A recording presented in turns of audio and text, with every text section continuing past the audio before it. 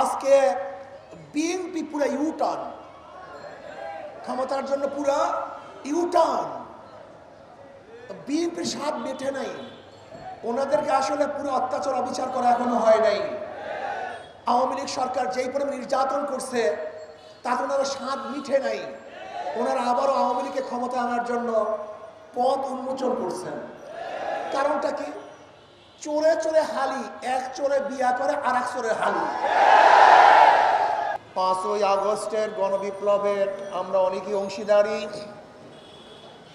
5ই বিপ্লবের সূচনা কি ছিল, দাবি কি ছিল, কেন মানুষ রক্ত দিয়েছে, জীবন দিয়েছে, এ সম্পর্কে কম বেশি আমরা সবাই জানি। এর মধ্যে মূল একটা কারণ ছিল বৈষম্য বিরোধী আন্দোলন। বৈষম্য থাকবে না।